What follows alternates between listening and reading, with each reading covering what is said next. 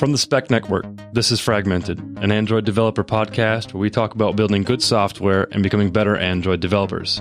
I'm Don Felker. And I'm Kaushik Gopal. Welcome to the show. On this episode of Fragmented, Kaushik and I sit down and talk about the Shapeshifter program with Alex Lockwood. Alex is the author of the Shapeshifter tool, which can be found at shapeshifter.design. The Shapeshifter tool allows you to animate SVGs. So you could just animate it as a general animation, or you can even use it as a tool to morph from one thing to the next. You may be very familiar with this if you are listening to this in a tool such as Pocket Cast, which utilizes this concept in the play pause button. When you press the pause button, it morphs into a play button, and when you morph and you touch the play button, it morphs into a pause button. These types of things can be accomplished through the Shapeshifter tool, and that's what we're going to dive into right now. This episode of Fragmented is brought to you by BuddyBuild. BuddyBuild is a mobile-optimized continuous integration and delivery platform that takes minutes to set up. Thousands of mobile development teams love BuddyBuild because it's the fastest way to build, test, distribute, and gather feedback on their apps. With every Git push, BuddyBuild will kick off a new build, run your UI tests in parallel on real devices, and automatically deploy your build to your users via Slack or email. With a simple screenshot, testers can send their feedback directly to you along with important diagnostic details. And if your app ever crashes, BuddyBuild will record the frequency, affected users, and traces back to the exact lines of source code that caused the crash in the first place. BuddyBuild gives development teams like yours perfect insight into bugs and empowers you to iterate on your app faster than ever, knowing that you're building an app that your users will love. Join thousands of developers who've already added BuddyBuild to their development process. Try it free today. So, Don, I was going through some of the early blogs that I used to follow in my days of beginning Android development. Mm-hmm. And there was this one called AndroidDesignPatterns.com that was super famous. There were some blog posts. Oh, yeah. Do you remember the one where, there was like the how to leak an activity, or like, it was sort of the seminal post at the time for like how one should account for and handle memory leaks because of activities and handlers and like all those things. I do remember that. Yeah, that was a pretty popular post. Well, the person who is in charge of that blog has been doing some really cool things recently, and we thought, hey, why not get him on the show, because that could be very interesting. That would be awesome. So without further ado, we have with us today Alex Lockwood. Welcome to the show, Alex. Welcome, Alex. Hello. Thanks for having me. Alex, for the folks that really aren't familiar with any of your writing or anything that you've done in the community, could you kind of give us a little bit of background kind of about who you are, maybe where you work, things that you've done in the community, maybe some of the blog posts or your website or anything like that, just so folks can become just, more up to date with you? Well, first of all, thank you. I didn't realize my blog post was famous. Oh, yeah. It's funny, actually, because I started blogging in 2012 when I was in college. And at the time it was kind of like the one thing that I did in my free time just to like get away from like, really tough CMU problem sets. So it was kind of like the one thing that, like I'd always be happy to like blog or like look at source code and investigate something. It's great that it's people have enjoyed them. But it's also been kind of like something that I've done just to kind of like learn something new. Like a lot of my blog posts, like that handler one, I didn't actually know anything about that when I started writing the blog post. So oh, wow. a lot of my blog posts like start out with like, I don't know anything about it. And then I just research it, to the death. And I come out, more or less like an expert on this one very specific thing. Oh, that's amazing. That's a pretty cool way to like write a blog post. Yeah. But, there are downsides. It does. Sometimes I do get caught up in these like, month-long researched blog posts, and it sucks up all my time. But yeah, I'm working on a blog post right now, actually. Oh, wow. But yeah, I don't know. Who knows when I'll be finished with it. I remember you had like some other pretty early posts too, right? Like I remember the one on retain fragments, like, handling the configuration change, because this was like a hot topic. Yeah. And up until very recently, there was no elegant way necessarily to handle this. So I remember one of your early posts on that too was like a game changer, right? Because I remember I learned about retain fragments, I think, from your posts, if I recollect. Yeah. I think I wrote that blog post because in the documentation for Fragments, there was like this like one sentence that was like, "Oh, user retained fragment," right? And and I had no idea what it meant, and again, it was kind of like, okay, let's see what it does mean, and then I came out of it with this sort of like retain a fragment in an activity. It's good strategy to know about. I do feel like there are sometimes, it is, I feel like using like a service sometimes is better, just because it's the fragment API is kind of a little clunky. Mm-hmm. You wouldn't say. So, Alex, we have seen some of your work from the blog posts, and now we've also ran across something recently that you started working on, which is very interesting. And it's something that I don't have a lot of experience with, but when I see the final outcome of what this tool is that you've built, helped create, when I see the output of these things, it's just amazing. And that tool is something known as Shapeshifter, and I believe it's at shapeshifter.design. What is Shapeshifter, and why did you build it? Shapeshifter kind of came about beginning with a blog post I wrote actually about icon animations. For I think like last November, I published this one of the more like longer blog posts I've ever written, I think, where it was kind of like this overview of all the different ways that you can animate icons in order to create delightful details, as described in the material design spec. Mm-hmm. Over the couple months of time that I spent writing this blog post, the toughest part was creating the animations that I was like using as demos in the blog post, and it was really frustrating, because I wasn't really familiar with using design tools, so it was tough to like I ended up having to do a lot of math by hand, for example, in order to like I had to like split Bezier curves and learn the math for Bezier curve splitting. Wow. It was just kind of crazy how much time it took. And at the time, a colleague, Nick Butcher, who I'm sure many listeners probably have heard of, he's also pretty crazy about animations. We kind of got together and sort of talked about like it's way too hard to make animations for Android, and we kind of agreed that it was due to a lack of tooling, like programs like Sketch and After Effects. They're not built to create these very specialized icon animations. They're just built to, create a graphic. It doesn't really matter how the graphics are built, just that they look the way that you want them to look. But it turns out that the way that they're structured and built actually is kind of like the deal breaker. Like it will decide whether or not, creating that icon animation is easy or hard. And so Shapeshifter was kind of born out of the idea that it should be a lot easier to create animations. I sort of think of it as like a simpler Adobe After Effects, like a simpler and, free open source Adobe After Effects. Oh, that thinking is nice. I like, because then it helps frame what the tool, like the purpose that the tool is supposed to serve, right?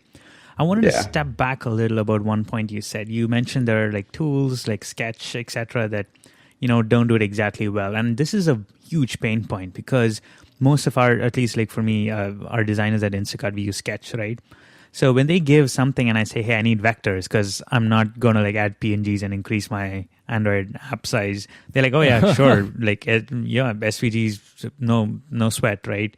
Sketch has like this option where you can like point to an image and just export the SVG. Uh-huh. The most frustrating thing though is like you'll have this SVG, but you can't use SVGs directly, at least so far on Android, right? Well, you can use libraries that do that, but if you're going the support library version route, then typically what you have to do is you have to convert that SVG into what is called a vector drawable, right? Uh-huh. And for the life of me, this frustrates the heck out of me because almost 90% of the time it's never perfect. There's always something weird that's happening with the vector drawable file that's that you have converted from the SVG file. So with respect to Shapeshifter now, there's something a little different though, because it's not just about vectors. It's not just about vector drawables.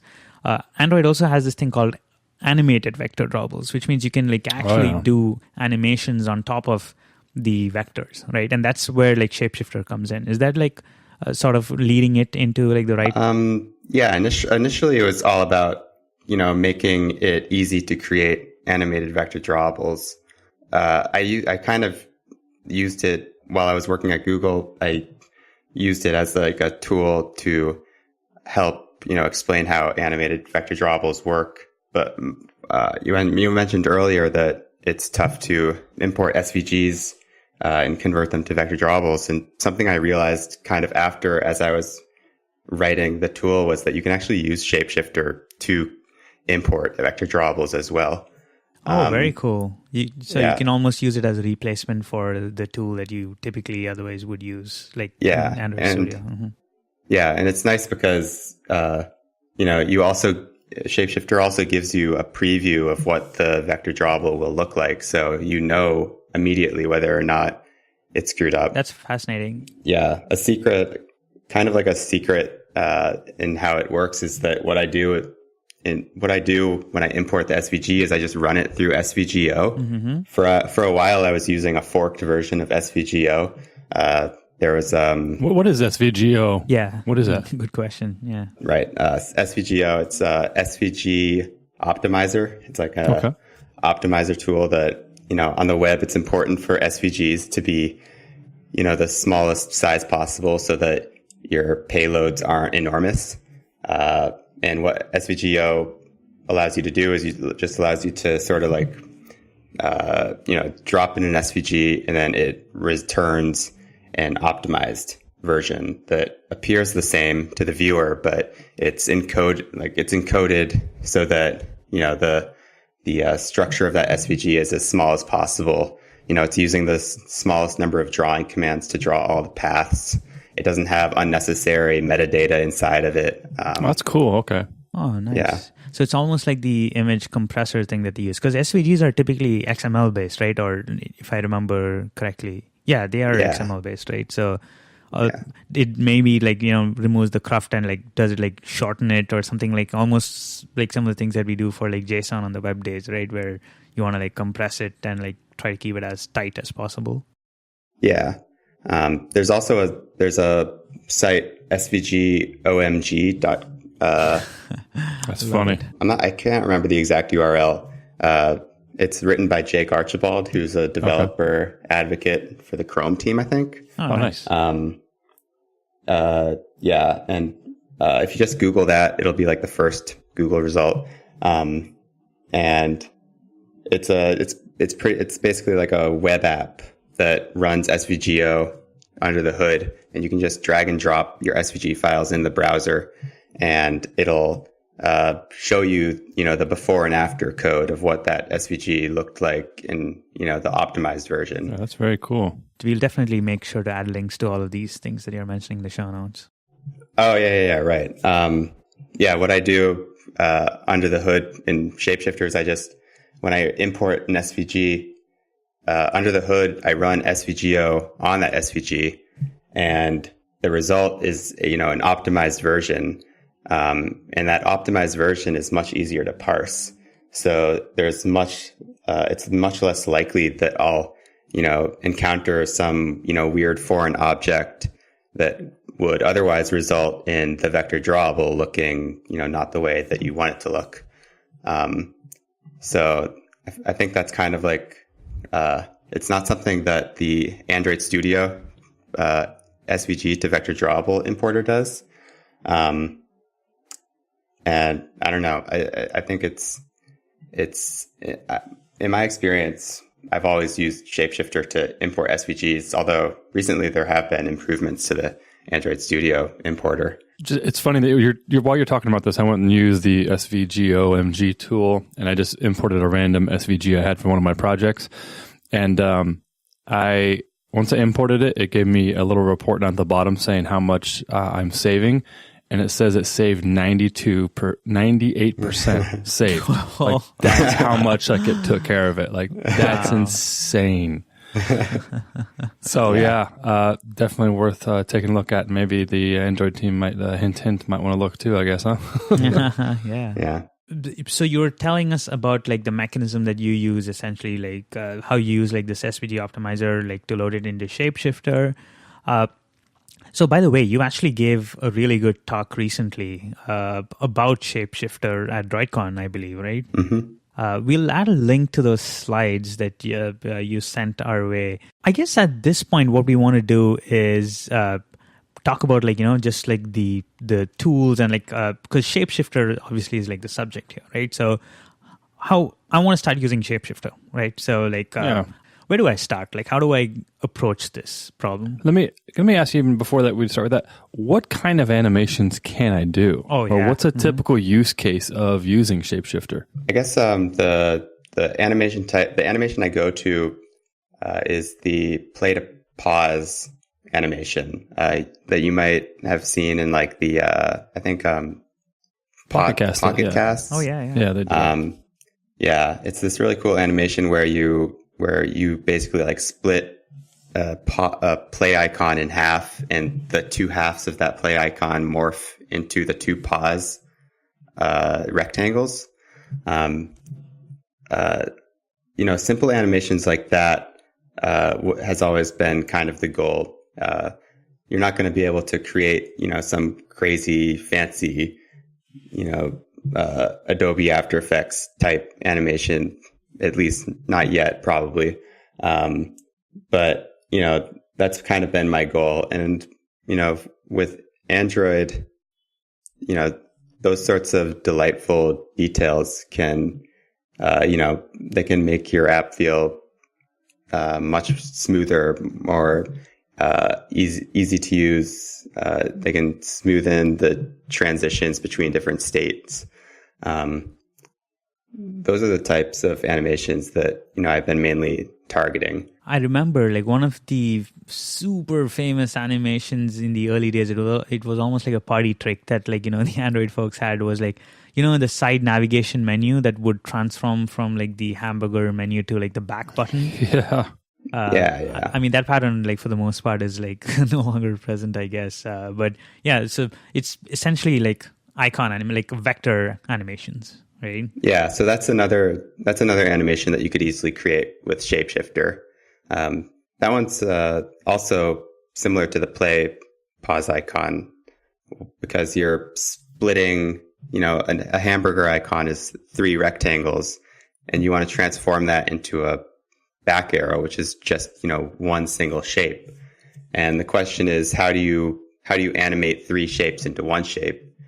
And Shapeshifter allows you to, split up that pause icon so that it still looks like a pause icon, but, secretly it's being drawn as 3, disjoint shapes being pasted together kind of.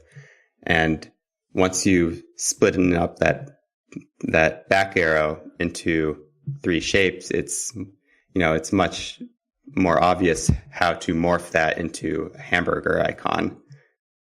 So how exactly this is like a great example, right? So I want to do that animation, right? And assuming there aren't like tons of resources right now, how do I use Shapeshifter to do that? Do I give like a before SVG? Do I paste an after SVG and Shapeshifter just figures it out? How do I use the tool in order to get that animation? So this was actually one of the examples I gave in my talk. So if I don't end up explaining this very well, you can just look at the video. It's sort of tough to explain over podcast. Mm-hmm. But essentially what you would do is you'd basically just copy and paste the SVGs, the back arrow and the hamburger icon SVG into Shapeshifter. You'll enter some a path morphing specific mode that will allow you to there are tools that allow you to split up shapes. There are tools that allow you to assign certain shapes to other shapes, like say those are inside of Shapeshifter when you say tools. Okay. They're like little icons at the top. So they're tools that allow you to split up the shapes, assign certain shapes to other shapes. Let me ask you this: if I want to, I'm going to use the hamburger example. If we have, the hamburger, it's 3 lines. We have the arrow, which is just an arrow. In your opinion, if you were to start with this, what would be the steps that you would go through? Would you just take that? I mean, I'm going to get real low level here. Would I just take that arrow icon and drag it onto the Shapeshifter website and it just automatically shows up as as a layer or something like that? Is that what would happen? So it'll automatically show up as a layer.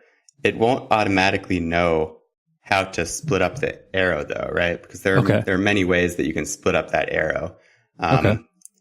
Probably what you want to do is you want to, create 2 horizontal split lines so that the handlebars of that arrow become the top and bottom of the hamburger icon, and then the middle part of the arrow becomes the middle part of the hamburger icon. And what Shapeshifter Draw allows you to do is it allows you to, create those splits and then assign the 3 new subpaths that you created in that back arrow to the 3 lines in the hamburger icon. And once you've done that, Shapeshifter will figure out how it should animate between those 2 states. And from that point forward, it's mostly just a matter of exporting it as an animated vector drawable, and you can just copy and paste that into your Android app. Oh, okay. Interesting. So these paths that you talk about, right? So that's, I guess, like the crux of like what enables the animation, right? So once you have this shape and you build these paths, you can basically animate those paths to form the new shape. It's just that it's typically easier for us to think about the before and after shapes. But I guess like what Shapeshifter is like getting us to do is to sort of like map it out from shape 1 to shape 2, but rather like take shape 1, take the paths, and then make those paths transform to the second shape. Yeah. I mentioned earlier that it was really difficult to write these, and that was sort of the motivation for Shapeshifter. Creating those splits, like that was always the difficult part. Like, say you had a circle and you wanted to split it in half, like, finding the exact coordinates on that circle is if you want it to be exact, at least it's not going to be easy to figure out the exact locations of where you want the split to occur. And that was sort of why I mentioned earlier that I had to do a lot of math in order to create animations. I want to step back a little into the basics, right? Because now it's starting to make a little sense for me, like what Shapeshifter is doing, what it's trying to achieve. Obviously, the first question when, if I was just chatting in general about Shapeshifter was like, wait, how do you achieve some of those crazy like animations that you're doing, right? So I guess a large part of it is also just understanding what we are capable of achieving through these animated vector drawables, right, or animated SVGs. So there are like certain aspects about an SVG that we should probably like let our listeners know, because then it sort of opens up our eyes to understanding what is possible, right? When you take an SVG, for example, right, there are like many attributes to an SVG or a vector, right? Does Shapeshifter allow me to animate any of these attributes? Yeah, so initially Shapeshifter was just a path morphing tool. Path morphing is what we've been mainly discussing with, morphing a back arrow into a hamburger icon where you're like, animating 2 arbitrary shapes into each other. But actually, I can't take full credit for this. There was a previous tool before Shapeshifter called Android Icon Animator that was written by Roman Nurek. And over time, we sort of realized that our tools were very similar. And at the time, he was pretty busy with his own stuff. And he said, hey, it's fine if you want to like merge the tools together. I think that'd be great. And So, in merging them together, Shapeshifter suddenly became, sort of much more powerful in that it could also animate rotation, translation, colors, all that previously had been a part of Android Icon Animator, which I think Roman started like 2.5 years ago or something. But yeah, so now you can animate pretty much anything that you could do using animated vector drawables. Quick question I had, and this is like more Android specific. If I had an animated vector drawable, right? How exactly do I use it in Android? Stepping back even more, do I have to use like an object animator? Can I drop in like an XML? Because I know what it is with vectors. Like there is like image views that now support vector drawables, right? What is the equivalent for animated vector drawables? Because if I had to build this animation in Android, I can only think of like animators, object animators, view animators, and all those things, right? Yeah. So first of all, there are great talks on the question that you just asked by Nick Butcher. If you just Google search Nick Butcher into YouTube, watch one of his talks, it'll be great, and you'll understand how animated vector drawables work, how to use them by the end of the talk, like guaranteed. He's done numerous talks on this, and it's kind of, I think actually one of his talks is what kind of inspired me to get into icon animations. But to answer your question, the way I think about animated vector drawables is they're kind of like the glue that connects object animators and vector drawables. So a vector drawable is a scalable vector graphic that it is composed of groups and paths, and you can assign names to those paths and groups. And an object animator can target, by name, certain elements in that vector drawable. And it can say like, hey, I want to animate this path the fill color of this path into a different color, or something like that. And the animated vector drawable sort of combines those two things and is kind of like the coordinator of the animation. You can start the animated vector drawable, and the animated vector drawable will, start the animators for the different path elements of the vector drawable. If you're asking how to use them, what you can do is you can either use them programmatically by inflating them, using, I think, an animation inflator or something like that. And then animated vector drawables have a start method where you can just be like avd.start, and it will just start the animation. There's also something called animated state list drawable that was introduced in Lollipop that allows you to more clearly assign certain animations to certain states. So like if a view has like a enabled state and you want to run an animation when that view becomes enabled, you can say like in the animated state list drawable, like I want to run this animation when this view becomes enabled, and I want to run this animation when it becomes disabled. I forget if I think it might be how like things like the checkbox and radio button animations work under the hood. Yeah. And it doesn't require, it's a little more elegant because it doesn't require, inflating it and, calling a method on it. It just sort of works automatically. And you assign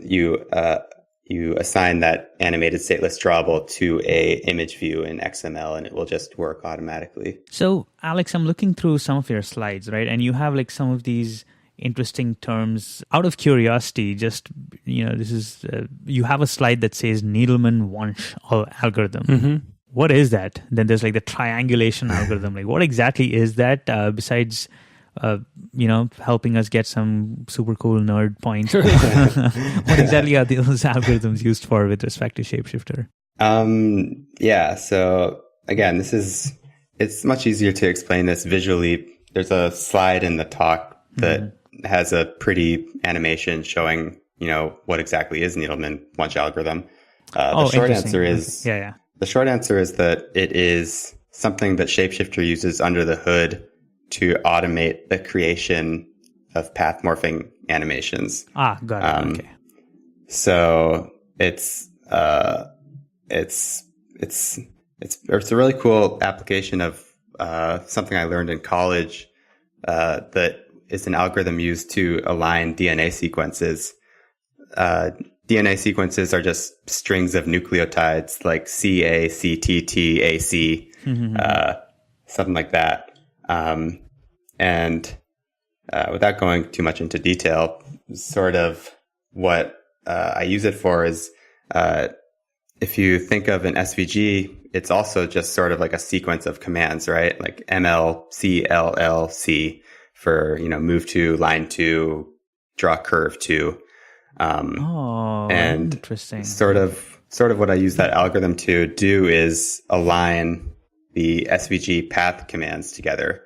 I mentioned earlier that in order for two shapes to be morphable with each other, they have to have the same number and types of drawing commands. And what I use that algorithm to do is, in order to align the two strings of commands together, in order to figure out an optimal way to, make them compatible with each other. Got it. And this points more towards like the internals of how Shapeshifter like manages to do it. So this isn't necessarily something I would need to know when I use Shapeshifter. Yeah, and a lot of what the DroidCon talk was kind of about the internals of how Shapeshifter works, and a lot just in general, some cool stuff that happens under the hood. Like this Needleman Wunsch thing, for example, was something I was pretty excited about when I discovered that it actually worked. Yeah.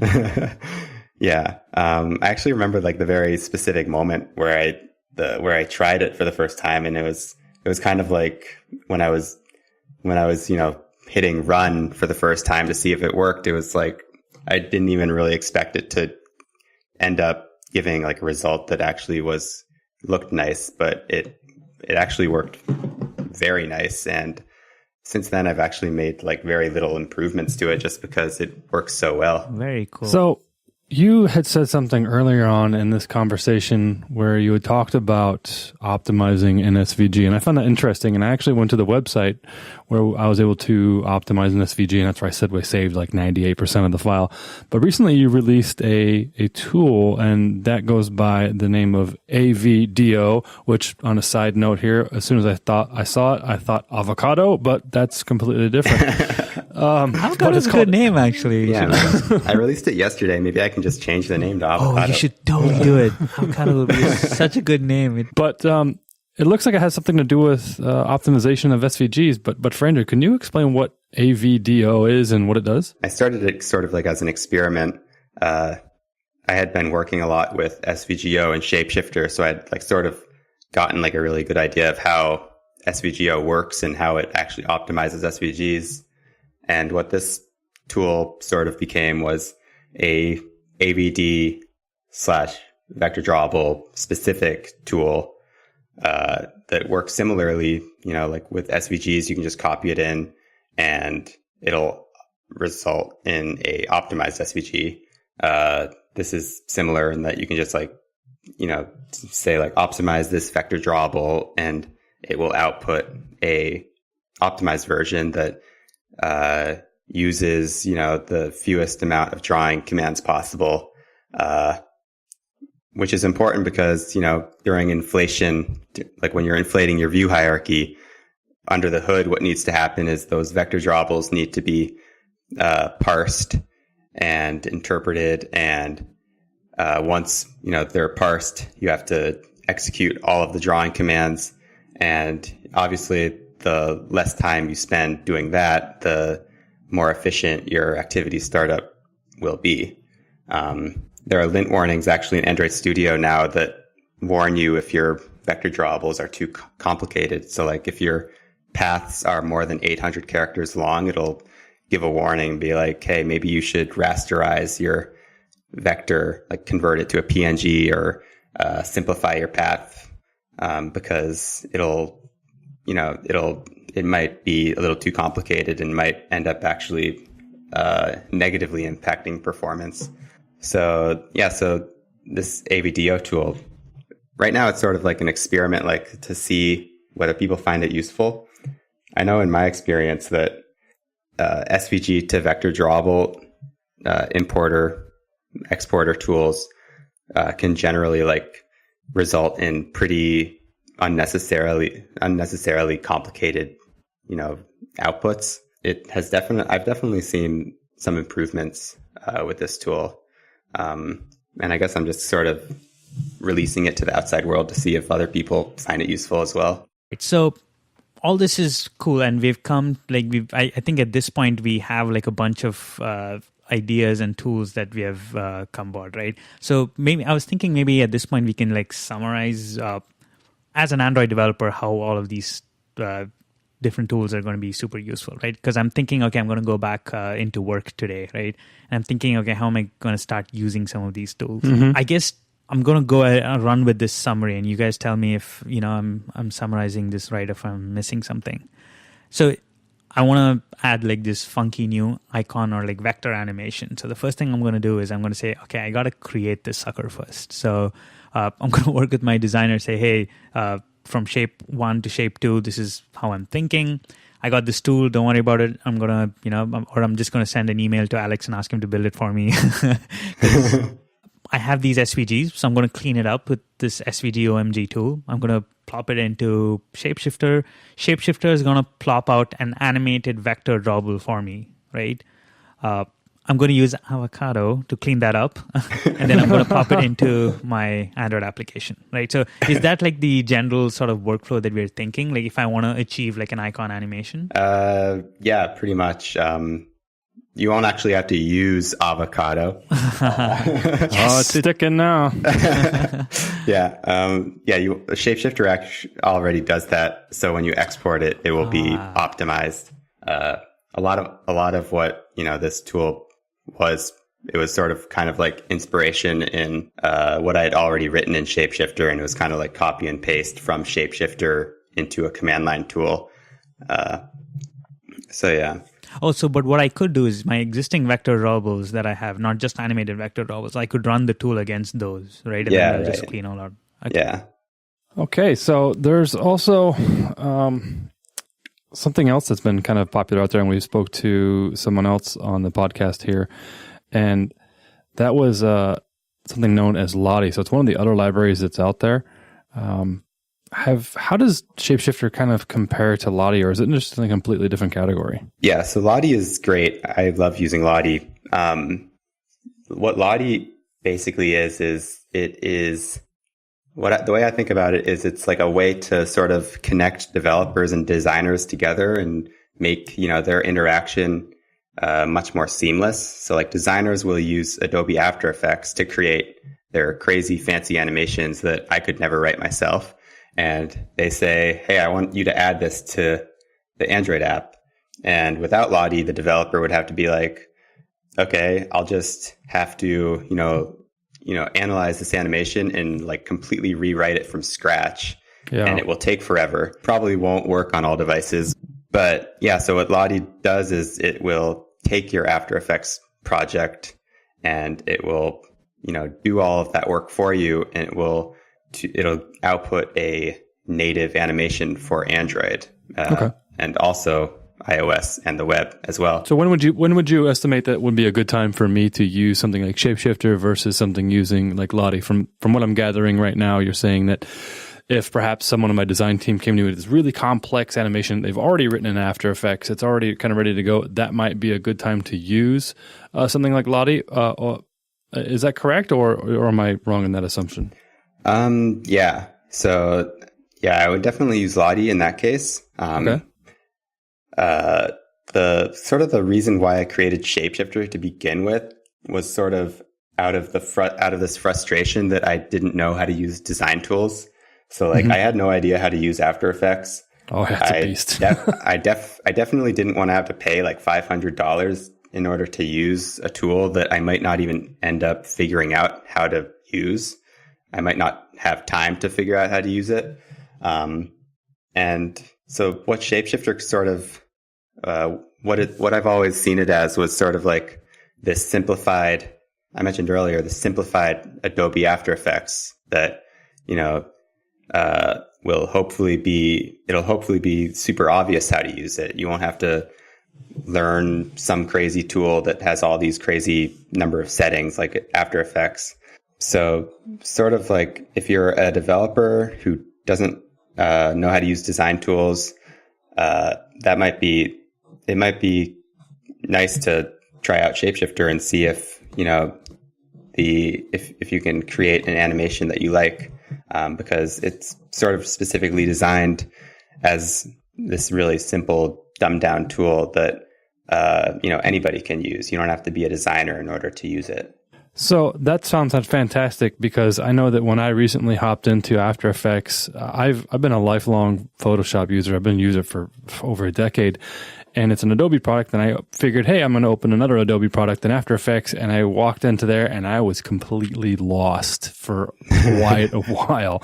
And I'm still completely lost trying to wrap my head around how things work in After Effects. So hearing that you built Shapeshifter to kind of get around that, and of course the insane prices that you can be charged for some of these design tools, that's fantastic. I will be honest, when I did go to the Shapeshifter website, I did feel kind of lost a little bit. Like I didn't know where to start. I was given this blank canvas. It's kind of like an artist. They give you a canvas and some paint and they say, all right, go make this beautiful masterpiece, but you don't know how. So given that situation, what would be maybe a good resource that folks could look at to say, all right, well, I want to go use Shapeshifter. I just don't know how to use it yet. Is there anything that you have built or any demonstrations you've uploaded to say, here's how you can kind of implement this or create some type of animation using Shapeshifter? Yeah, so I should probably add some videos to the README for the GitHub project, because recently there have been some videos. I think if you search for a talk by Nick Butcher called Learn Some New Moves, somewhere in the middle there's like a brief 2-minute demo of how to use Shapeshifter. If you're listening to this like a month from now or something, hopefully the DroidCon talk will be uploaded by then. There are also some videos in my talk explaining how to use it as well. I'll post those in the README as soon as they go up. There are also some videos in the slides. If you go to j.mp/path-morph, that's the link to my DroidCon slides. And there are two 2-minute long videos in there that give a quick demonstration on how to use the tool. So up until now, it's been mostly just me working on this thing. And I totally acknowledge that there isn't much documentation out there explaining how to use it. It's something that I've been wanting to improve for a while. And hopefully I'll get a chance to do that soon. Fantastic. Well, we'll add the links to these talks. We were able to find the one for Nick Butcher and the other ones you were mentioning. So we'll definitely add those to the resources for the show notes. So if folks are interested, you want to learn how to get going with Shapeshifter, you want to kind of wrap your head around, some of these SVG techniques. These are great videos, so feel free to check out the show notes and so you can learn a little bit more. Alex, thank you so much. I've always looked at Shapeshifter and it's been at the back of my mind ever since you announced it, but we haven't gotten a chance to understand exactly what it is and how we can use it. And I'm hoping after listening to the show, most listeners have an idea as well, when they can bring out the big guns and start using Shapeshifter. So thank you so much for this. This is super helpful in terms of resources and just for the tool. The tool itself, it sounds like we can get some really cool stuff going with this. Yeah, no problem.